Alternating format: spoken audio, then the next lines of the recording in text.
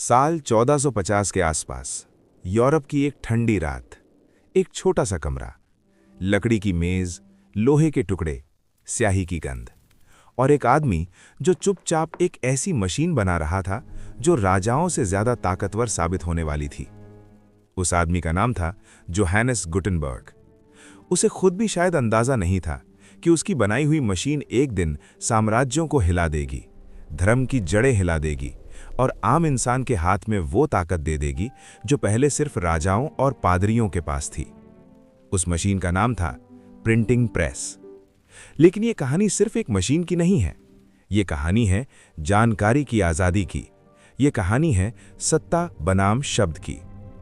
कल्पना कीजिए, 15वीं सदी का यूरोप।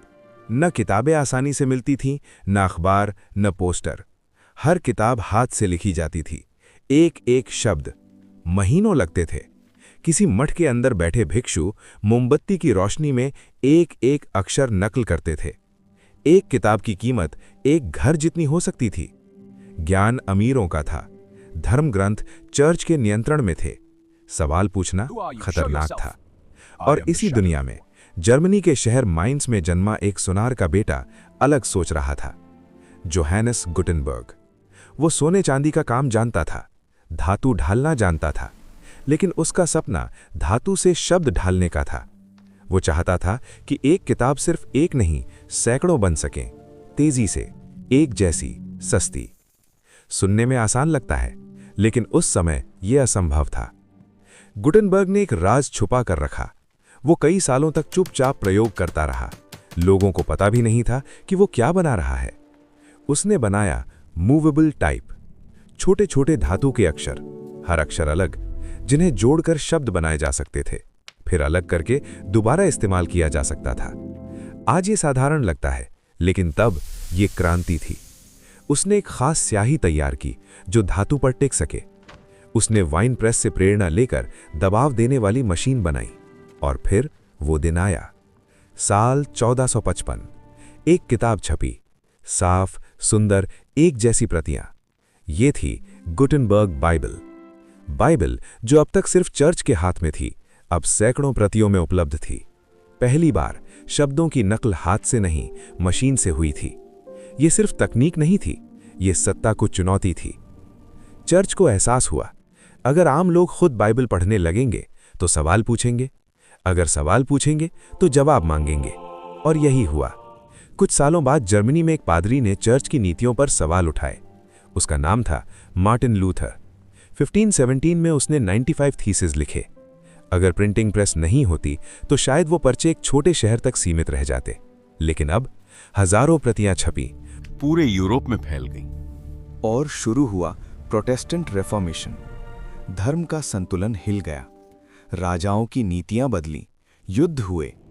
एक मशीन जो एक कमरे में बनी थी, अब महाद्वीपों को बदल रही थी। लेकिन कहानी यहीं खत्म नहीं होती। प्रिंटिंग प्रेस ने सिर्फ धर्म नहीं बदला, उसने सोच बदली। वैज्ञानिक विचार तेजी से फैलने लगे। जब निकोलाउस कोपरनिकस ने लिखा कि धरती सूरज के चारों ओर घूमती है, तो उसकी किताब छपकर दूर दूर तक पहुंची। जब गलीलियो गलीलेई ने आकाश देखा, तो उसके विचार भी कागज पर छपकर सीमाएं पार कर गए। अब ज्ञान किसी एक शहर, एक मठ या एक दरबार तक सीमित नहीं था। ज्ञान चल पड़ा था। धीरे धीरे अखबार आने लगे, पैम्फलेट, राजनीतिक घोषणाएं। 18वीं सदी में जब फ्रेंच रेवोल्यूशन की आग भड़की, तो उसके पीछे भी छपे हुए शब्दों की ताकत थी।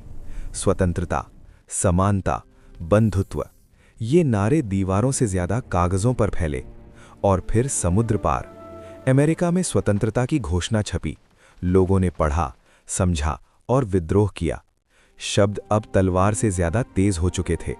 लेकिन एक अजीब सच्चाई है, जिस आदमी ने ये सब शुरू किया वो खुद अमीर नहीं बना। गुटेनबर्ग ने कर्ज लिया था।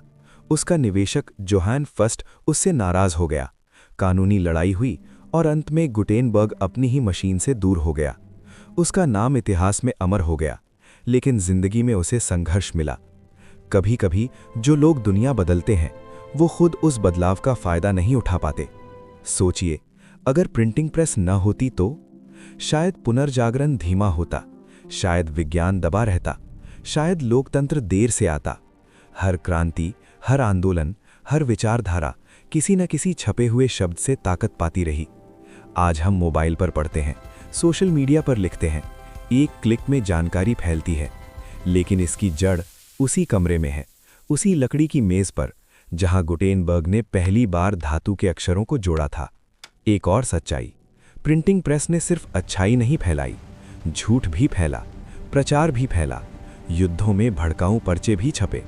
हर ताकत दो धारी तलवार होती है, लेकिन फर्क ये है, अब ताकत कुछ हाथों में सीमित नहीं थी। अब आम इंसान भी लिख सकता था, छप सकता था, अपनी आवाज फैला सकता था।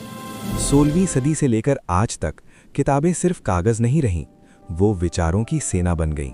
विश्वविद्यालयों का जन्म हुआ, साक्षरता बढ़ी, समाज बदला। गुटेनबर्ग ने शायद सिर्फ एक मशीन बनाई थी, लेकिन असल में उसने बनाया विचारों का लोकतंत्र। कल्पना कीजिए, अगर आज अचानक सारी किताबें गायब हो जाएं, कोई छपाई न हो, कोई अखबार न हो, कैसा होगा वो समाज? शायद डरावना, क्योंकि हम जानते हैं ज्ञान की आज़ादी ही इंसान को इंसान बनाती है। और ये आज़ादी किसी राजा ने नहीं दी थी, किसी युद्ध ने नहीं जीती थी। इसे जन्म दिया था एक जिद्दी चुप प्रयोग करते हुए सुनार ने। सालों बाद जब इतिहासकारों ने पीछे मुड़कर देखा, तो उन्होंने पाया कि मानव इतिहास की सबसे प्रभावशाली खोजों में पहिया, बिजली, इंटरनेट के साथ एक और नाम खड़ा है, गुटेनबर्ग की प्रिंटिंग प्रेस। क्योंकि उसने दुनिया को सिर्फ जानकारी नहीं दी, उसने सोचने की आज़ादी दी। और जब इंसान सोचने लगता है, तो कोई भी साम्राज्य स्थायी नहीं रहता। एक छोटी सी मशीन, धातु के अक्षर, स्याही की खुशबू और एक सपना। उस रात मेन्स शहर के उस कमरे में शायद गुटेनबर्ग को अंदाजा नहीं था कि उसकी मशीन एक दिन दुनिया की तकदीर लिखेगी। लेकिन आज हर किताब के पन्ने में, हर छपे हुए शब्द में, हर सवाल जो हम पूछते हैं, उस मशीन की गूंज सुनाई देती है। क्योंकि असली ताकत तलवार में नहीं, ताज में नहीं, सिंहासन में नहीं, असली ताकत होती है छपे हुए शब्द में। और जब शब्द आजाद हो जाते हैं, इतिहास भी नया लिखा जाता है।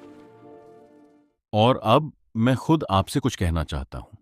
दोस्तों, मैं हूं गुटेनबर्ग। मेरी कहानी आपको कैसा लगा, मुझे कमेंट में जरूर बताइए। और ऐसी ही मजेदार और असली इतिहास की कहानियों के लिए हिस्ट्री फ्रेम चैनल को सब्सक्राइब करें। मिलते हैं नेक्स्ट वीडियो में, जहां फिर कोई कहानी इतिहास बदल देगी। आप अपना ख्याल रखिए। बाय बाय दोस्तों।